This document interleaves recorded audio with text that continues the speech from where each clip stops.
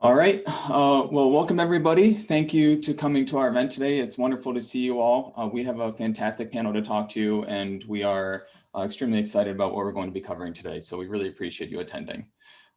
This event is being hosted by the Voices for Carbon Neutrality. We're a group of faculty and alumni working to urge the University of Michigan to act quickly on carbon neutrality.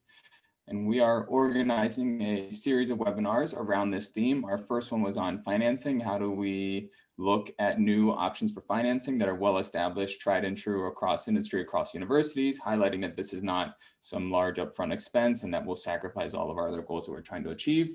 Today, we will be focusing on the issue of how working on climate change is not independent of any of our other equity and social concerns that we have. We're going to talk especially about climate justice today, acknowledging that like COVID, like the other injustices that we've seen in our society, climate change is an injustice multiplier. It will hit certain communities the hardest. In particular, will hit communities with less means to adapt and be resilient the hardest.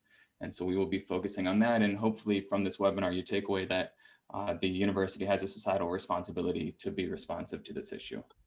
So I'm going to start today by reading a land acknowledgement first, and then I will introduce Missy and we will get the panel started. And if you are not familiar with the land acknowledgement, what we are doing here is we're acknowledging that the university's origins, University of Michigan's origins, come through a land transfer in 1870 from the Anishinaabe tribes, which include the Ottawa, the Ojibwe, and the Potawatomi, and the Wyandot. And the university stands, like most property in the United States, really on lands that were obtained generally in unconscionable ways from indigenous peoples.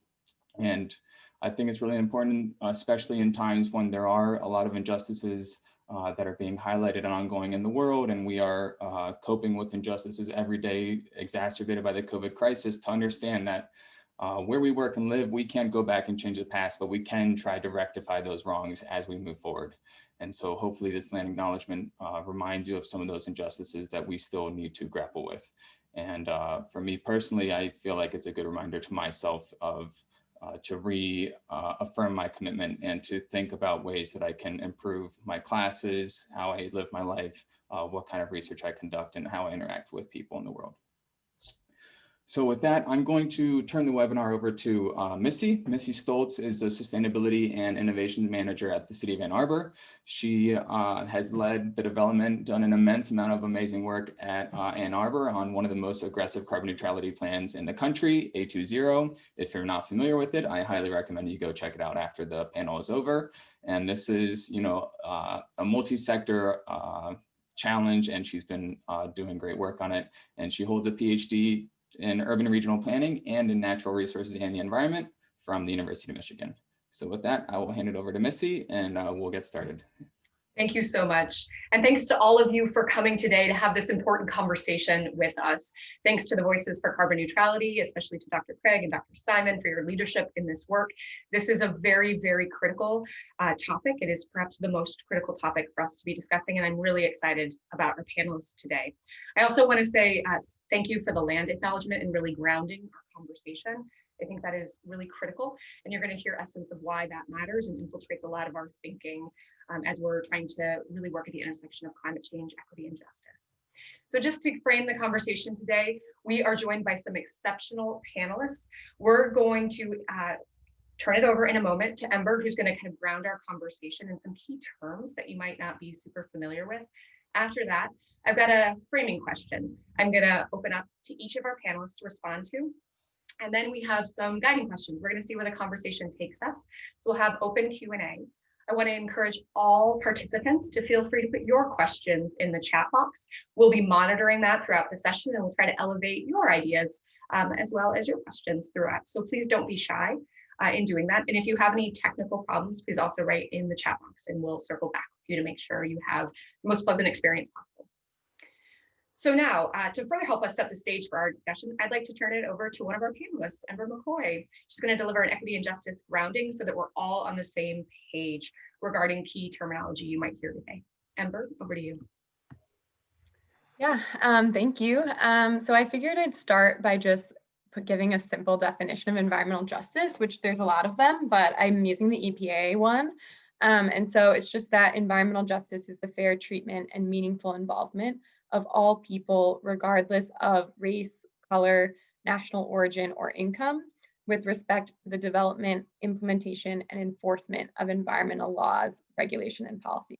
And as Michael said at the beginning, climate justice in particular just acknowledges that climate change can have differing social, economic, public health, and other adverse impacts for underprivileged population.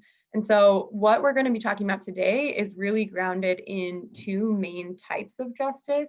The first is procedural justice, which is about fairness in the process of decision making. And so if done right, all people, particularly those most impacted, would have meaningful involvement in decision making processes.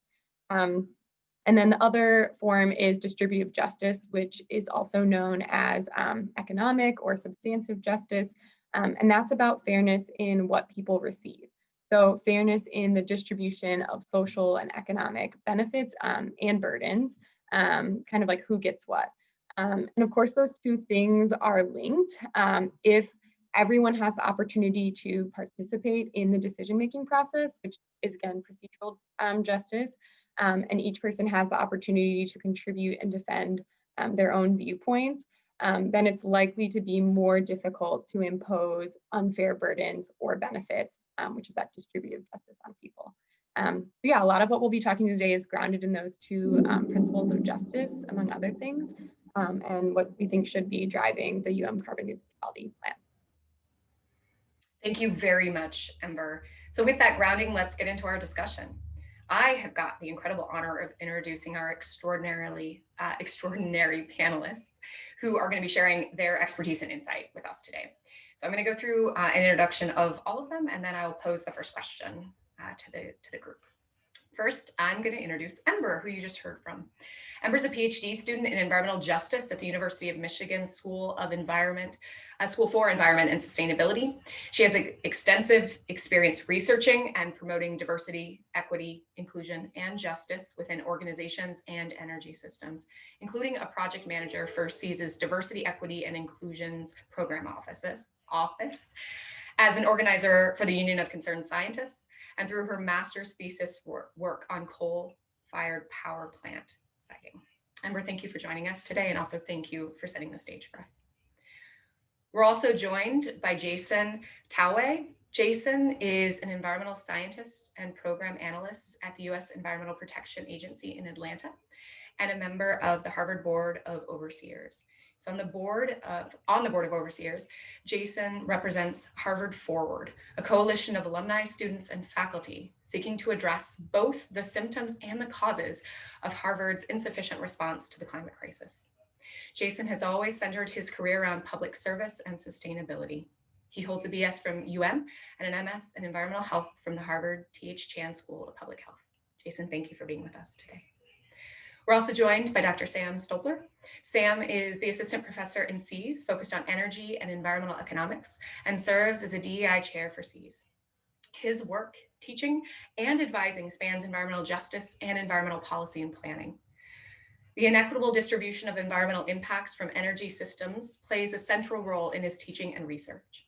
He recently co-authored a report providing recommendations for UM based on their analysis of abatement costs of potential emissions reduction projects. Sam holds a PhD in public policy from Harvard University. And I do also want to let you know at around 11:30, we have the great honor of being joined by Lieutenant Governor Gilchrist. I will perhaps introduce the Lieutenant Governor when he joins us for the conversation, but I did want to let you know you'll see a face pop up on the screen. So with that, with the three panelists we have, again, thank you all for joining us. Let's start the conversation with this question. And Ember, I'm going to put you up first. Why are social and climate justice important or arguably essential concepts to integrate into our carbon neutrality work?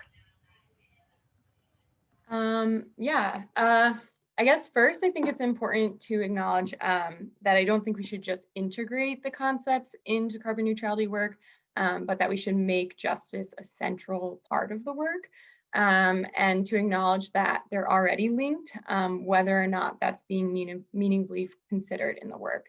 But I think it's important because we already know like I said, that key groups are differently impacted by greenhouse gas emissions, and that climate change impacts exacerbate already inequitable social conditions. So we know that low-income communities, people of color, Indigenous people, people with disabilities, elderly people, young people, women, all can be more susceptible to risks that are posed by climate impacts, which are driven by greenhouse gas emissions. We know that communities of color are more at risk from air pollution, that seniors and people with disabilities and chronic illnesses have a harder time evacuating from major storms or fires, or living through periods of heat. And we know that low-income housing is often in floodplains, all of these different things. And we also know that communities have historically been left out of decision-making processes that directly impact them. So I guess my point in all of that is that regardless of whether or not the university includes these voices and concepts, they are impacted. And so I think they deserve meaningful involvement in the process.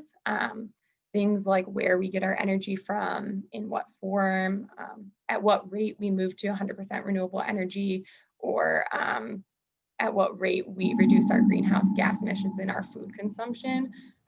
That those things not only impact members of the university community, but of course, like the city of Ann Arbor, but also people across the US and across the globe who are already and will face climate burdens. And I'm sure we'll touch on this a little bit too, but I think it's also not just about integrating those concepts, but also that expertise. And so my understanding is that we don't have any environmental justice faculty on the commission right now, despite having the oldest and I think the only established environmental justice program at a university in the US. And we don't have meaningful involvement of environmental justice or energy democracy organizers on the commission or in formal advising roles. Again, despite a large conglomerate of them existing in Southeast Michigan.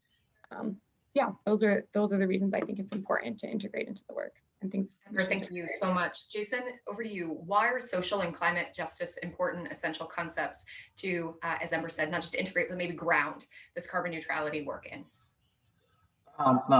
Thank you. So the reason why they're such important to be fully integrated in is because they are fully interconnected. Earlier this summer, as you saw a lot of social unrest ongoing from a lot of issues stemming from, honestly, a lot of racism being inflicted on people of color. It also was important to shed light on how these communities also impacted by so many other areas. So one of the things I did was I wrote and touched on in an op-ed about how there's a collision of race, health, education, and climate. And specifically, it's these communities that we're looking at.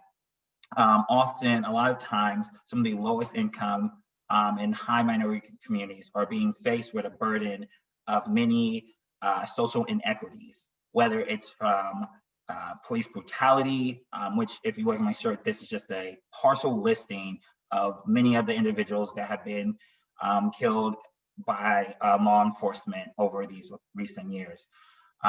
Whether it's adverse health impacts from siting of hazardous waste facilities in communities, which are often found in lower income and higher minority communities.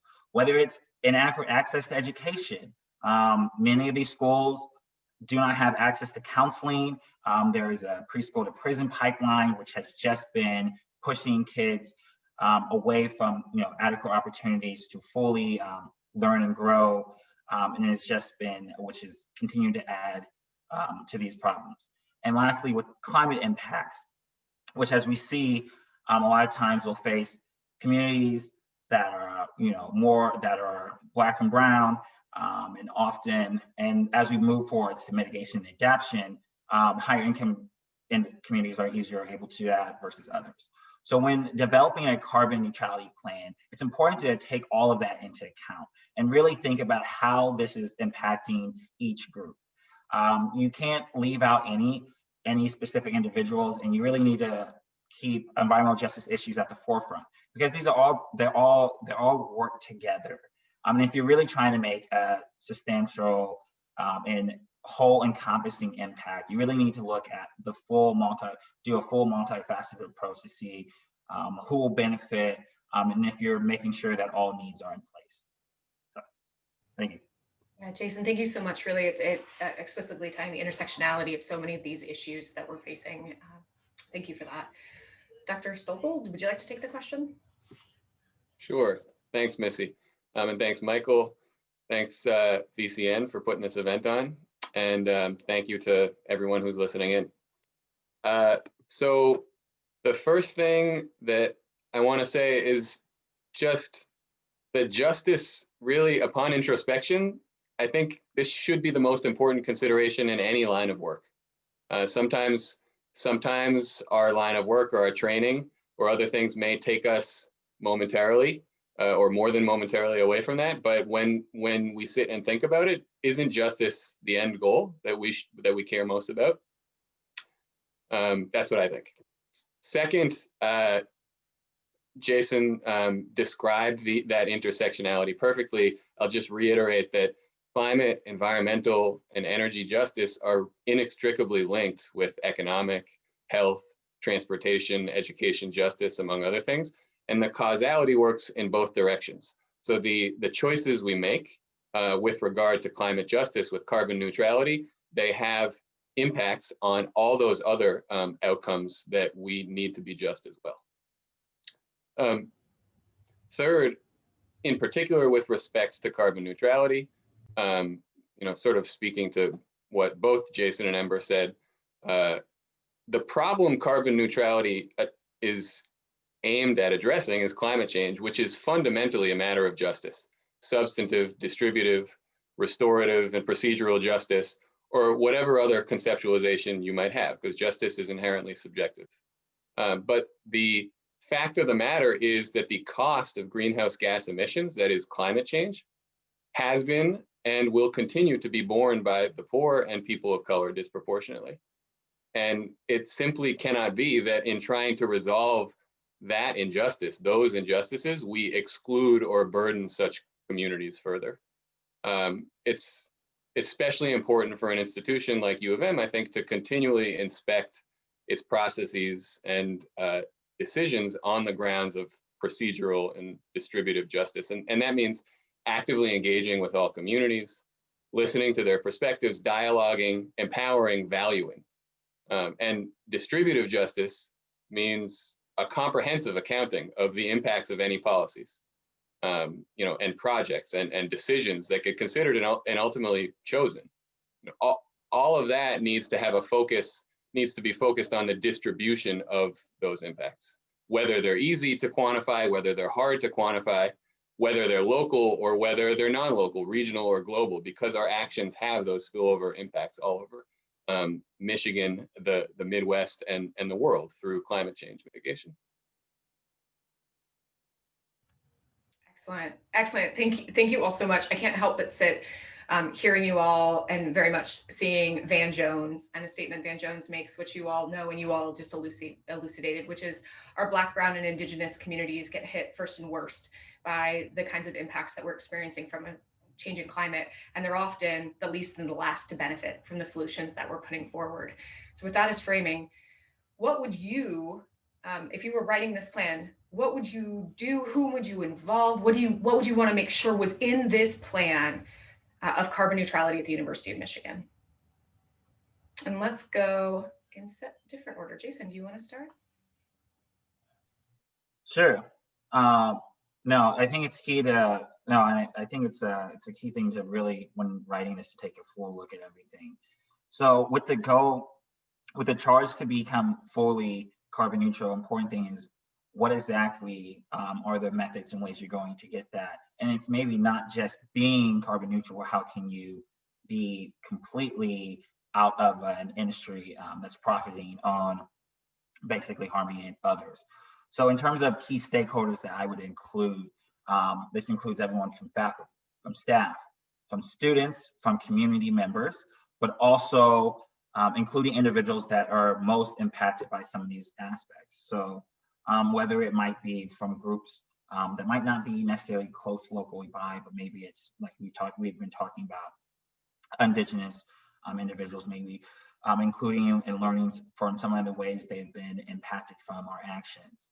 I also would talk with nonprofits and to see what methods and tools they have been in place. You know, for example, down here, there's a group called Partnership for Southern Equity that's really looking at these actions and efforts fully, and they've been working on this work for years. And I think if we're looking to address these things, that we'll need everyone to have an access to a seat at the table. And that's very important if we're really trying to make a plan that can help us be not just carbon neutral, but all fossil fuel free, and actually promoting social welfare and well-being. Sam or Ember, feel free to chime in if you would like to add anything to that. I can chime in. I guess one thing I want to acknowledge is that this is really hard, this problem. It was never supposed to be easy. And so when we're suggesting things that we would do additionally or differently, it's with that acknowledgement in my mind.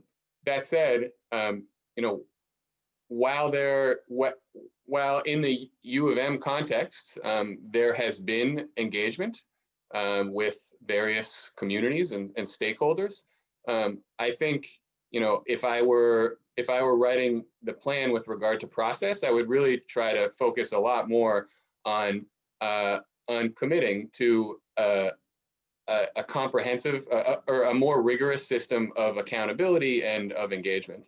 And with regard to engagement, I think I would want to make sure that the engagement isn't just local and isn't just with the easiest folks, the closest folks to campus or to the room in which we hold the meeting, et cetera. Like I've already said, the impacts of our actions are going to span, they're going to spill over far beyond Ann Arbor, U of M, Washtenaw County. And so especially when if to the extent that we are embracing projects that happen outside those administrative borders, then the affected communities of, by those projects need to be empowered and valued and listened to. Also with regard to process, and also like I sort of touched on before, I think it's really important, as an economist who focuses on quantitative analysis with a special emphasis on distribution, I think we need to have a well-defined set of guidelines for comprehensive distributional analysis. Yeah, thanks, Sam. Ember, would you like to chime in? Yeah, I definitely want to echo what Sam and Jason were saying, in that I think it's really important to gather what different groups of people, student, staff, communities, Indigenous people, laborers, organizers, want to include in this plan, and to hear from their expertise. But I also think it's important to include prioritizing pathways that not just like move towards 100% renewable energy or carbon neutrality, but one that prioritizes doing so in a way that can help others do so as well. So ones that like prioritize energy affordability, energy democracy, and sovereignty. A plan that's lifting up other people as we're doing so. And so I think, in the case of the University of Michigan, that might mean looking, not necessarily just like making our own solar utility on campus, but looking towards a future like without, or at the very least with less reliance on DTE, and to think about, not only how we can have like the cleanest or most efficient buildings, but how we can do that in a way that promotes democracy and shifting, power from corporate power to community power and decision making. Emma, that's a really interesting idea. I think it might be worthwhile to take some time and have you unpack that, especially the energy efficiency part. Could you maybe make that real for people? What are you talking about when you say shifting kind of from institutional to more people power with something like energy efficiency? Can you give an example of maybe a place that's done that, or something to kind of make that concrete? So one thing, this isn't energy efficiency, but with like energy generation, right? There's other states that have things like community choice aggregation or municipal utilities where they're able to get power or energy power from other places and then move towards renewable, or to have their own power. And so I think the university could help, move in that direction, help the city move in the direction, and help the state laws in Michigan move in those directions. We know that, we have a lot of influence and power and resources, and where we choose to get power from and how we choose to do it. And I think the way we do it could really lift up other places. Thanks, Ember. And I want to elevate from a very local perspective. We don't actually have a lot of choice in Michigan in terms of where we get power. But what I hear you say is the university has a lot of influence and power. And so they could use that influence and power to change the landscape for a whole lot of people. And I'm not sure, I don't want to put words in your mouth, but I hear that as being an influence, a lever the university could be pulling but hasn't been, sort of to change the ecosystem in which we're all operating. Is that a fair statement? I don't want to put words in your mouth. Yes, I think the university could have a large role in making people realize that getting utility power is, not inevitable, and that, we could help change policies or do things within our own state or own city that could help make that a reality for others as well. Thank you for raising that. Well, we'll be joined shortly by the Lieutenant Governor. So just a heads up if you see a face join us unexpectedly. But what I'd like to do is actually pivot for a second. We have talked a lot about things perhaps that aren't happening that we wish would happen. I want to know what most excites you. What gets you kind of really up in the morning when you think about this journey towards carbon neutrality? Why are you excited to be here today to have this conversation and to keep working every single day for a just transition to a carbon neutral future? Open floor. I guess I can start. I'm just excited that there is a space and a forum for these things. And I'm excited to see so many just faculty of interest at various universities and all of the alumni and students who have worked on this. As we stated, I mean, the past ended up being approximately a year, when I was working on the Harvard Forward campaign, on the board of overseers to really talk about these issues. It was just amazing to see a lot of growth at that university, and all the interest, and really seeing how people were committed to make this push. And it was welcoming being able to come back at Michigan, which while I was a student, I was part of many student groups that really had this on mind as we were working to increase the university's clean energy uses and really take a look in this. So the thing that makes me the most optimistic about this is there is a lot of interest for all areas at the university, and the most important thing is that can we actually do this well and right, and really look at our impact and look at all the areas that we really can help shift towards, like you stated, clean energy, but also being a just transition and how we can help other communities do the same, and impacted individuals have them transition to other fields. And with the amount of influence and sway that the University of Michigan has, I think there's a lot of good that can be done from this. For me, it's empowering to take matters into our own hands. My training in economics was, I think, taught me to focus overwhelmingly on government policy, which sometimes can feel disempowering as an individual. Especially with a problem of power and of collective action, which oftentimes individuals feel like they have, neither. And so, in spite of what's going on or what has happened at higher levels of government, institutions can take matters into their own hands. And we've taken matters into our own hands, but what really all we've said, all the president said in the fall of 2018 was, we're going to go carbon neutral. The timing of that, the way we do it, and the distribution of benefits and costs as a result of that are all to be determined. We can absolutely mess this up, which maybe is concerning and worrisome, but also means that our work matters, that everything we do matters. And seeing, stuff like this webinar and the work that Voices for Carbon Neutrality, among many other groups, have done, especially, shout out to the students on campus who've really made a difference, I think. That matters.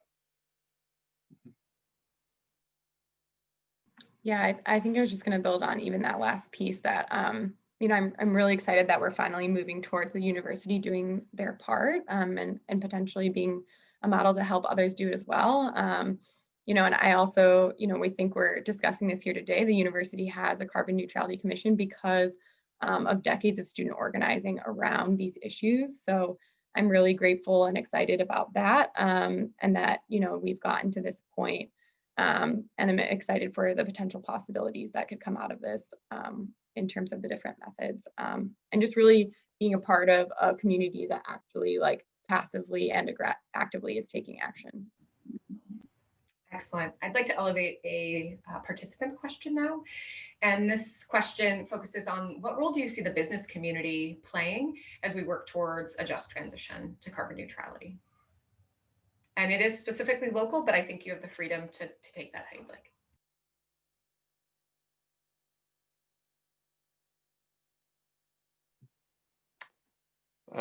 I guess I can start. I mean, what comes to mind is really modeling the commitment to the sorts of principles that we're talking about. Procedural and distributive justice. Procedural in the context of the business community is listening to your constituents as a business, listening to your patrons, listening to the folks around you, and seeing what they care about, what they would like to see. And it's not necessarily all going to be agreement unilaterally, but listening is a required first step, I think. I think then looking into what your options are as a business for reducing emissions, and for also for walking the walk, and for changing norms around the importance of climate justice, of reducing emissions. These are really important as well. So when you're looking into what your options are as a business,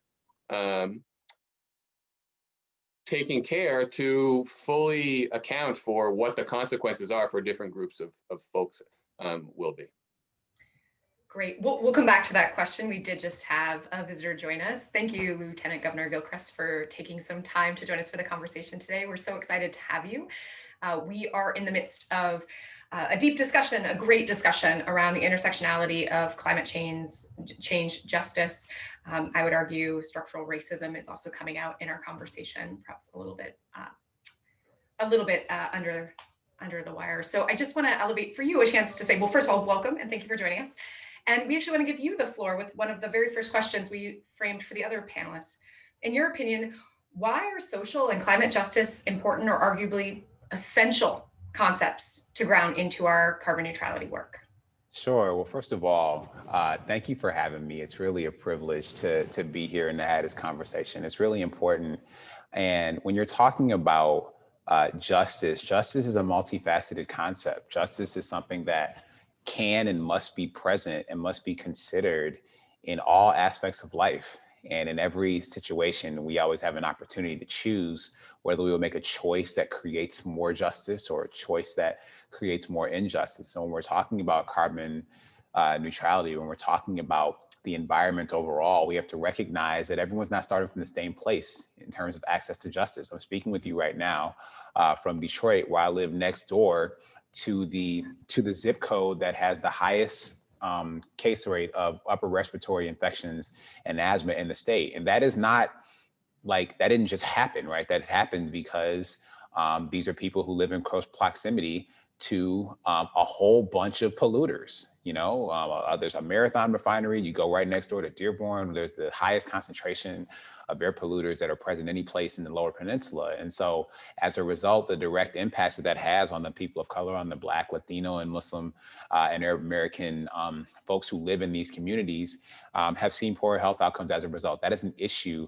of justice and a failure of our regulatory framework to be able to catch the fact that while even as an individual actor may not be passing or surpassing any thresholds to trip any sort of legal violations, but the collective impact is very clear. And so I think it is critical that we recognize that these questions of justice often will fall back on the important questions of how people have been designed into and designed out of opportunity, how people have been considered and not considered when choices have been made. And that unfortunately falls back to the original stain and sin of our country, which has been the racism, the prejudice that was grounded in the system of slavery. And we've seen that play out coming forward. And that is why, as an administration, certainly I've tried to do a lot of work on this in my 2 years in office. And the governor, with the declaration of racism as a public health crisis, one of the reasons that we did that was to try to unlock all the tools of state government to be able to deal with these questions and the impacts of these policy, program, and practice choices.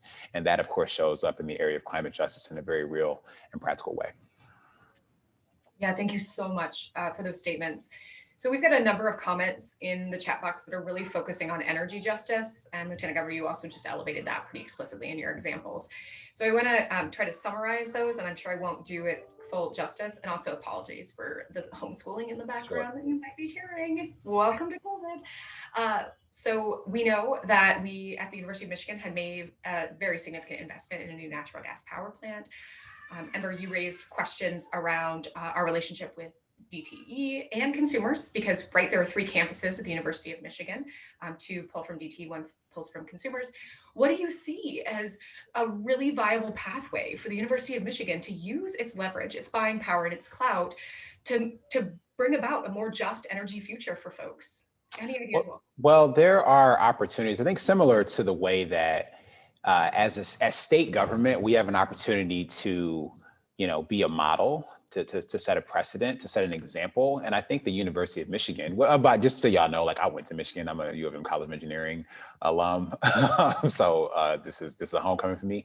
But we have an opportunity always to by the power of our example, show what the future can look like. And so I would hope that the university would use its influence and its example to show what the future can be for a large enterprise, an enterprise that exists in multiple regions of the state, that serves a very broad set of people in terms of those who work with and for the university, those who attend, its alumni, et cetera. We have an opportunity, I think, to really show some leadership. So I think when it's things like the commitment, for example, as a university, especially in Ann Arbor, continues to just put buildings on buildings on buildings, right? That how are those buildings being constructed? How is the energy for those buildings being sourced? What has been the approach to the neutrality of buildings? The university set a standard for that, for example, that every project must meet. As an example, at the state level, we released the My Healthy Climate Plan. And one of the things that we're doing with our goal of carbon neutrality by 2050 is also really looking at the energy mix here in the state of Michigan, and what can we do to invest in renewable sources that are much cleaner and that can get us there even faster. And so I think that, again, some of the state government, there's a chance to show some leadership by setting an example, and the university should be aggressive in terms of seeking opportunities to do that. Others? Yeah, I mean, I wanted to, like, with this question, raise what someone in the audience said about how carbon neutrality often includes false solutions for people who are most impacted, especially when they include natural gas and, the fossil fuel industry and polluters as a part of that mix, right? And so I think, when we start to move towards conversations that acknowledge that, that's when we can start having conversations about things like, what I was saying before about energy sovereignty and publicly owned power, right? Whether that's at the state or a city level, and in knowing that, like, we shouldn't have these people who have historically and continue to harm communities having a seat at the table, right? And that we should be able to imagine a future that like truly centers justice in the most way possible, and that includes, communities being able to have full control and decision-making power over their energy. Yeah, I think that's an important point about communities having the ability to make decisions.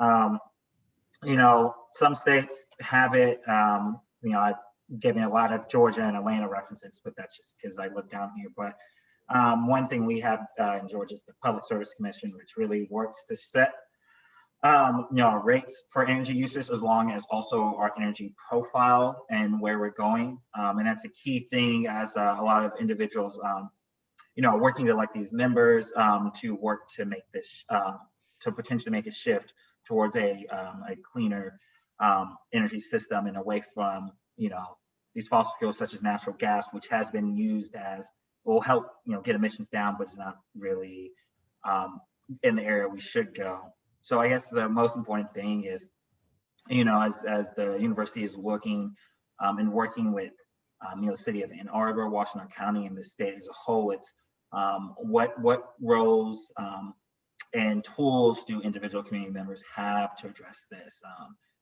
Is it getting, our sustainability commissioners involved from various cities? Is it getting entities like Department of Environmental Quality involved? What areas and what roles and I guess entities can work together to actually help achieve this shift? So, we reorganized. One of the early actions that we took as an administration was to actually reorganize the Michigan Department of Environmental Quality into the Department of Environment, Great Lakes, and Energy, so that we could better optimize state agencies and state projects to try to deal with this really foundational question about how we move forward as a state. Recognizing that this question of how we source our energy is existential. It's existential for us as people. It's existential for the resources that literally define the state of Michigan when it comes to environmental impact. And so this is something that is very front of mind for us. And even the actions that we've taken on this, let's look no further than the action that we took. I think it was, all the weeks run together for me in 2020, but I think it was like a week and a half ago when we took our action on to revoke the easement for Line 5. That is a statement, one, of values that the protection of the Straits of Mackinac is paramount, but also says that, look, we formed a UP Energy Task Force in 2019 to explore a broader array of solutions to providing energy for our residents in the Upper Peninsula. And part of that means, finding a different way than what's flowing through that pipeline. And so we need to continue to be creative, imaginative, and aggressive with finding these solutions that make sense. And we think that we have really restructured state government in a way that optimizes us for those opportunities. Excellent. You've got some bravos, by the way, in the chat box for that. So I just want to call it out. Missy, can I just add one thing? I think, our governance structures are inherently hierarchical and top heavy. And there's always a set of identities that are in power, and usually it's not kind of a holistic set of identities. It doesn't cover everybody. And when it comes to this this just intractable transcendental climate change problem, everybody's affected, and everybody feels strongly about what the way to do things is, or what the way not to do things is. And it simply doesn't do for the people in power to come to the problem thinking, my training, my experience means I know what to do here. Especially if you haven't been marginalized historically. It's easy to think you can solve the problem, and academia trains people to do that.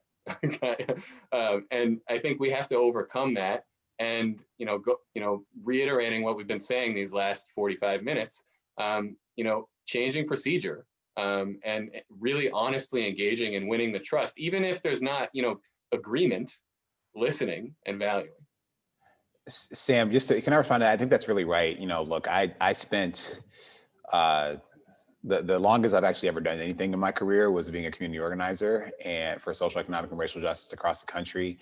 And one of the principles of that is that the people who are most directly impacted and are experiencing the problems, the challenges, the injustices are the people who actually are the most able and best equipped to identify the solutions and to identify the opportunities for justice and to define those. And I think it's the responsibility of people like me who are in elected leadership, especially at the state level, to one, recognize that representation matters. And look, I am like literally representation, first of all.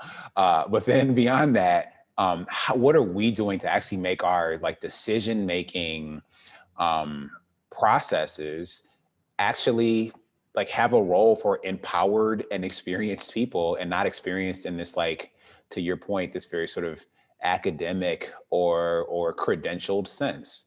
And the truth is state government has not always been optimized to allow people to play that role. And so we're trying to make progress on that, you know, as an administration. But there's a lot of work to be done there. I think you're absolutely right. And so I certainly am sympathetic to that. And it's why, you know, even, you know, back last year, like I led a tour called Thriving Cities to 19 cities across the state. And one of the key areas that we talked about was environmental quality and justice. And just to use the city of Dearborn, for example, where that was the #1 issue, we spent a whole 2.5 hours talking about these particular questions and having people who have real experience talking about, you know, what would a new framework look like to deliver this sort of generational justice that has been not delivered for people in this community and who are sicker for it and who have poor health outcomes for it. And we're seeing that exacerbated with the pandemic. Like people who have upper respiratory infections are 3 times more likely to get COVID. People who have asthma are 3 times more likely to go into the ICU on a ventilator if they get COVID. So like all this stuff builds upon these other pieces, and then why we have to approach it holistically. Excellent, you all. So just kind of moving ahead here, I am going to skip forward. My question for you is, what does it mean to be leaders in best as it comes to climate action and justice? What would you be looking for? What does it look like? You've talked about it, but give me a succinct narrative here. I so I can start. Well, when I think of leaders in best, I think of, you know, obviously it's, you know, University of Michigan's tagline. I think of a university fully taking a full, strong stance in addressing these issues. So not grabbing low-hanging fruit. You're not, you know, we talk about carbon neutrality, but are we really making a shift, you know, from fossil fuels? What does that look like? Whether that's taking our money out fully with divestment, whether that's reinvesting into social causes and cleaner systems, whatever that looks like, but it's taking a strong stance and being the hallmark.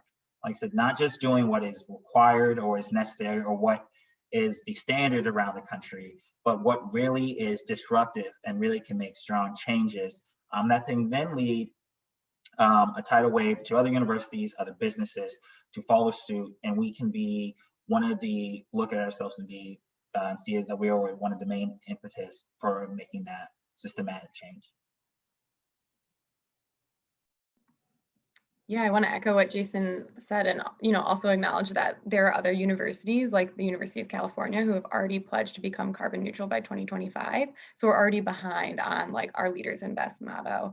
But I think, you know, what's really important is taking these bold actions and using our resources. Like, are we going to have a carbon neutral plan, you know, while still having a natural gas plant on campus or still getting natural gas fuel? Are we going to have a carbon neutral plan while still having $1 billion invested in fossil fuels, right? And so like, to me, those things would not be being leaders in best in carbon neutrality and especially while centering equity. And so it's about, you know, really integrating these things that we've said about having equity in every aspect of a plan, meaningfully involving, you know, and being willing to listen to community members and EJ experts and people across the state. And also, you know, really acting like we are in a state of emergency and taking these bold actions, you know, that we've been talking about now for years. So I'll echo the first point that Ember made quickly. One of the things that I think concretely fits the bill of Leaders in Best is getting to carbon neutrality as quickly as possible. It can be done very quickly.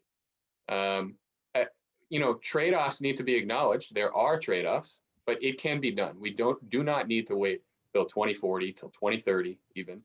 It can be done very quickly. Secondly, and maybe more importantly, I think, especially for this particular webinar, it simply means modeling a commitment to and centering of justice. I don't see that. I don't see universities doing that. I see it much more as, you know, as a thing we need to make sure we're doing enough of while meeting our other constraints or our other objectives. Okay, I wrote a report on the costs of different projects that the University of Michigan might take up to reduce its emissions. Cost is important, but so is justice. It's not less important. If anything, it's more important. Okay, and so yeah, I can just stop there. I think that, you know, we have an internal analysis team devoted to environmental justice. I'm not actually sure whether a report came from that team yet, but regardless, it's not integrated. It's not imbued throughout the process. It's always far easier to have siloed processes like this. Sam, I want to pick up on something you said quickly, because we have a number of comments in the chat about this. You have just said the university can go carbon neutral fairly fast. We have someone who wants you to tell us how, like talk about that. We also have a comment, however, that's pushing on that to say, yeah, you can go pretty fast if you do it outside of our communities. But what if we really want to center it in our places? How do you deal with that tension, acknowledging there are limited resources to do this work? So can you, and that's open for everyone, but Sam, you just opened the door for that. Yeah, sure. I've thought about that a lot. And those questions are what motivated me to note that there are trade-offs, that those need to be engaged with as you make decisions about the timing. I think if to the extent that cost is a major constraint on timing, then looking for ways to do it at lower cost, all else equal, right? I'm not saying don't do that and don't consider anything else. But if you look for places where it is lower cost to reduce emissions, and those are real emissions nonetheless that you are reducing, then you might be able to do it faster. And so that might mean going elsewhere, outside of campus, outside of Washtenaw County, outside of even the state. Okay, then you need to come to terms with this issue of location. And I understand that justice is subjective. And so it may or may not be what people want to go outside the community. In point of fact, that we already do go outside the community for lots of things, including our energy consumption. Okay, but if we're going to make a decision about investing in renewables that will crowd out a coal-fired power plant somewhere, we need to engage with all stakeholders and make sure that this is something maybe not 100% of people want, but that is a consensus thing that is supported, and in particular that those who've been marginalized support it as well. You can, when you're looking at places besides the University of Michigan campus or Washtenaw County, you can prioritize distributive and procedural justice in that process. We can build a renewable, large-scale renewable power that reduces emissions for people and reduces local air and water pollution for certain marginalized communities. You can do that outside of campus, and that might be considered just. But that's something that we need to engage with and have honest dialogue, because people are going to disagree on that. I know we're almost at time, but do any of the other panelists want to add anything on this before we close out with our last question? Okay, last question, an opportunity to give us some hope. Congratulations, you've just been appointed the new carbon neutrality officer for the University of Michigan, or someone you love very close to you has. What are the very first things you're doing?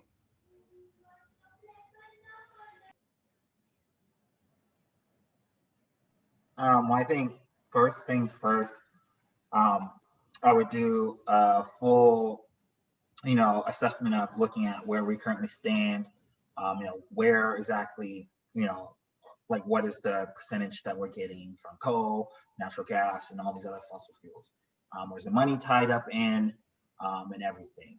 And then I would start looking at what are opportunities for improvement and how to remove from this. And I would, from that, it wouldn't just be a small group looking at this, but I would really solicit, like I said, feedback and efforts from not just staff and faculty, but students, community members. So whether these look like in the active listening sessions, town halls, you know, webinars and panels like this, but being able to fully assess what would the community really look. Because these are tough issues. Like environmental problems are wicked problems. There's not one solution that gets us there. So the first thing I do is assess where we're at and start talking with everyone. And then from that, craft a plan on how we can best move forward to create a more just society. And like I said, take in a lot of these move to a community that we've discussed so far.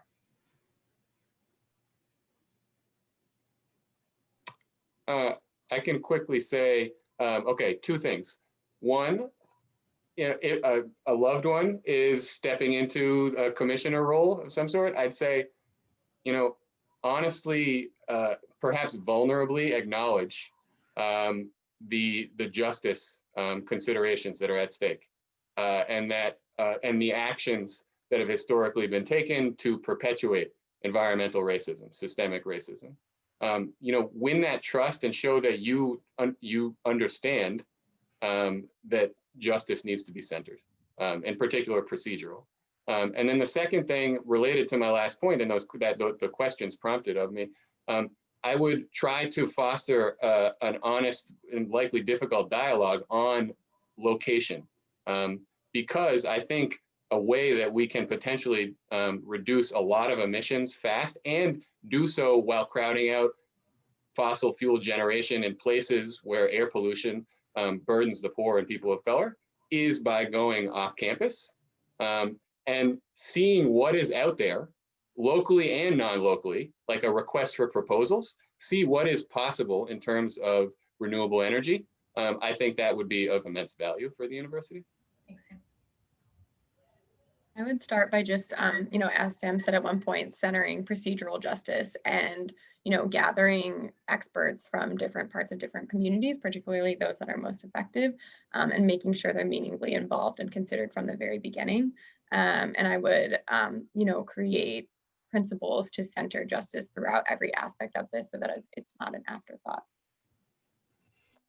Very briefly, commit to a goal, like in terms of when we actually want to reach carbon neutrality, that publicly, and then announce the very transparent process that we would do of engagement and conversation and ideation about how we're going to define these pathways to get to that goal, and then just walk that path.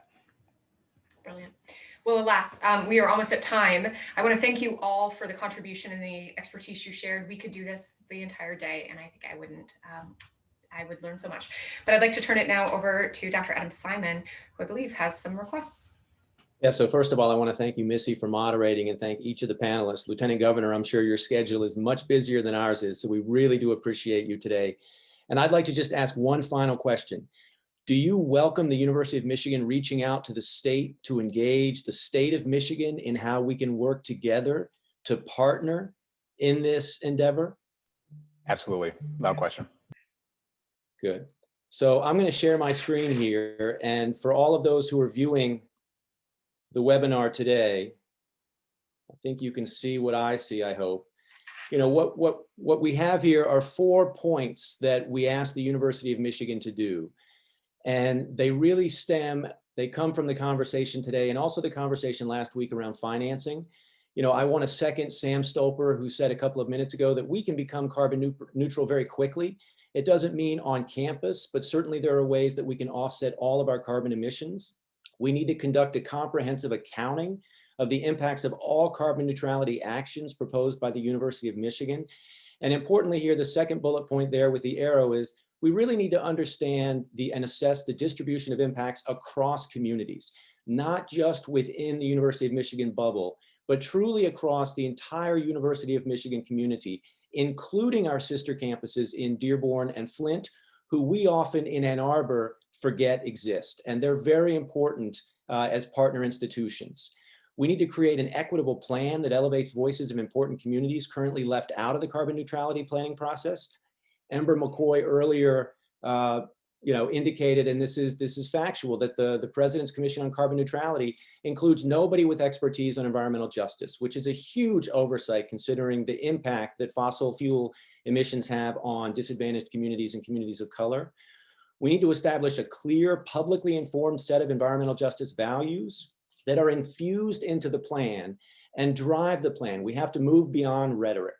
We have to recognize the role that we play and our ability to catalyze change. If we truly believe that we are leaders in best, then the reality is we have to start acting like that. And then last, I'm not sure why you can't see the top here, we asked the viewers of the webinar to get involved. You know, the Board of Regents are elected. You elect them. So contact your Board of Regents and make sure they understand that this is critical for the University of Michigan to move forward with urgency. We can no longer sit on the sidelines. If we look at the University of Michigan since 2011, we've reduced emissions at less than 1% per year. We're talking about going 100%, and we have a hierarchical system, as Sam described, that has resulted in less than 1% emissions reductions per year. That is certainly not leaders in best. Provide public comments to the regents, communicate. Everyone can do this. Provide comments to the President's Commission on Carbon Neutrality. Request that their final report, which they now anticipate coming out in January or February, puts us on a path to carbon neutrality and is not simply a conversation starter for another 5 years of academic investigations that don't really lead to any significant, impactful, and meaningful change. And lastly, I'll just say, join us. We're going to have another webinar the first week of December with the sustainability leaders from Massachusetts Institute of Technology, MIT, Ohio State University, about 3 hours south of here, who apparently have figured out ways to beat us in football and with respect to carbon neutrality, and the University of Iowa, which is also doing significant work on campus to reduce their carbon footprint. So please check your inboxes and please make sure you follow us. We are trying our best to get the university to act with urgency and move us forward to a path to carbon neutrality. So with that, I'd like to thank everybody who participated today. Jason, Missy, Sam, and Ember, especially you, and Lieutenant Governor, who I'm sure already had a 12 o'clock. So thank everybody for watching today. And for those of you watching later, please contact us if you want to get involved. Thank you, everybody. Thank you.